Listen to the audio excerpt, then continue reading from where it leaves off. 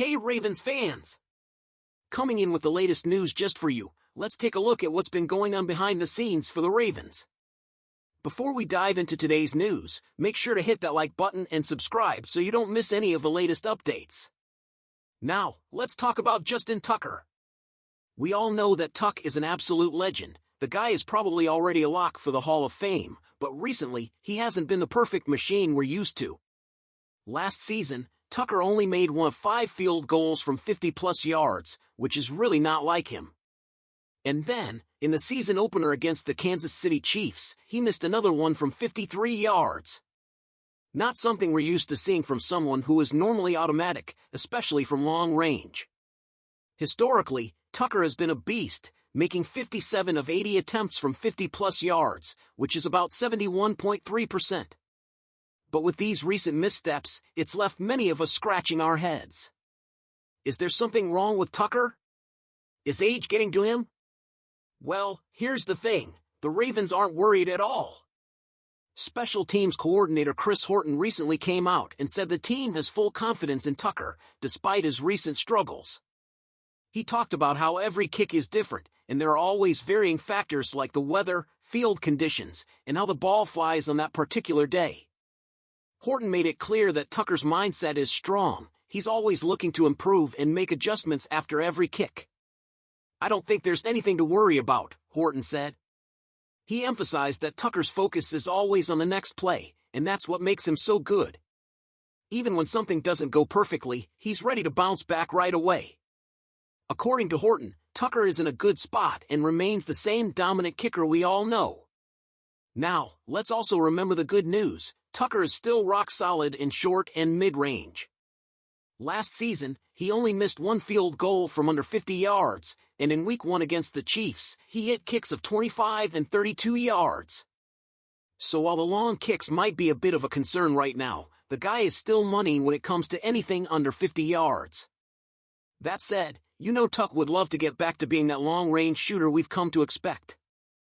And honestly, with his work ethic and talent, I wouldn't be surprised if he gets back to his best form soon. So don't panic just yet, Ravens fans. What do you think? Are you worried about Tucker's recent misses from 50-plus yards, or do you have as much faith in him as the Ravens do? Alright, let's talk about a potential trade target that could bring some real value to the Ravens receiving core, Robert Woods.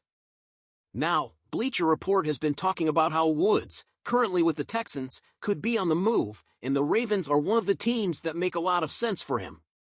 Why? Well, Woods didn't have a standout season last year. He played in 14 games, had 11 starts, and caught 40 passes for 426 yards and just 1 touchdown. Not exactly lighting it up.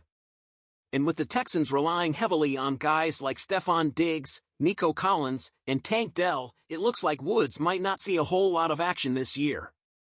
That makes him a prime candidate for a trade. So, why would the Ravens be interested? Well, even though Woods isn't putting up superstar numbers, he's a solid, reliable veteran wide receiver, and right now, Baltimore could use some help at wide out. We came into the season hoping Nelson Agholor would step up as a key target for Lamar Jackson, but so far, running back Justice Hill has more catches than Agholor. And that's not exactly what you want to see from your receiving core. Sure, we've got Zay Flowers and Rashad Bateman, but you can't rely on just 2 guys to carry the whole passing game, especially when defenses start keying in on them. That's where a veteran like Robert Woods could come in.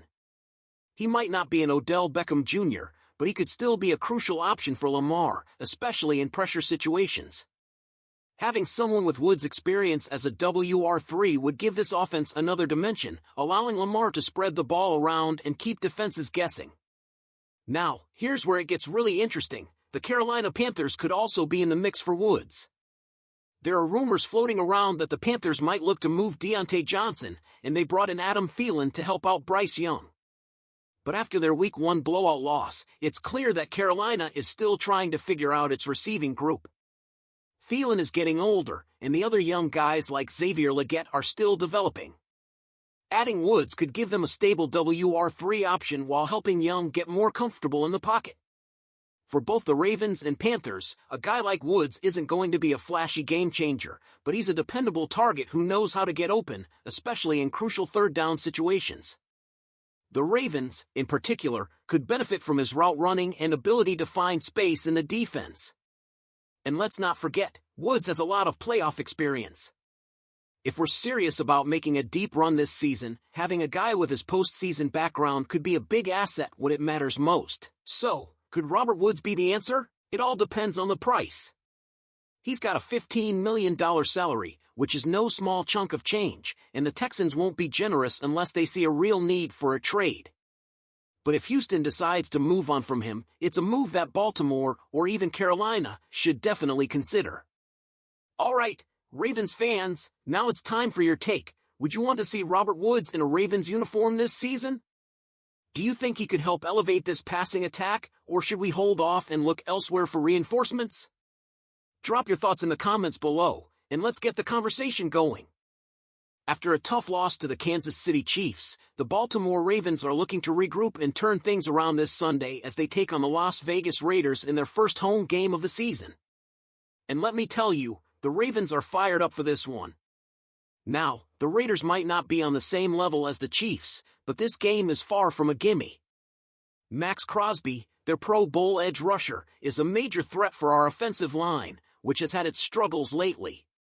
Plus, with wide receivers like Davante Adams and Jacoby Myers on the field, the Raiders have playmakers who can cause some serious damage if we're not careful. But here's the good news. On paper, the Ravens are the superior team. In fact, experts from all over the sports world are backing us to take this one home. According to predictions gathered by the Ravens site, 53 pundits from 9 outlets all picked Baltimore to win this matchup. Every single one of them. Now, how awesome is that? The real debate seems to be about how much we'll win by. A lot of analysts are predicting a pretty comfortable win, pointing to the Ravens' strong rushing attack, led by Lamar Jackson and Derrick Henry, which should be too much for a Raiders defense that struggled to contain the run last week against the Chargers.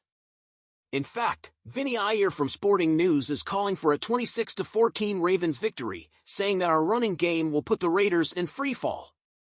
However, a few pundits think this might be a tighter contest, given how unpredictable things can be in the NFL.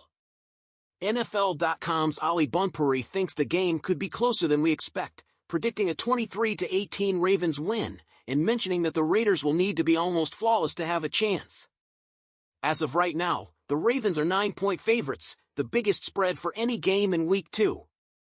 Kickoff is set for 1 p.m. at M&T Bank Stadium, and you better believe the Ravens are coming in ready to defend home turf and give the fans something to cheer about. So, what do you guys think? Will it be a blowout win or a close battle? And as always, don't forget to like this video and subscribe to the channel to stay updated on everything Ravens. Go Ravens!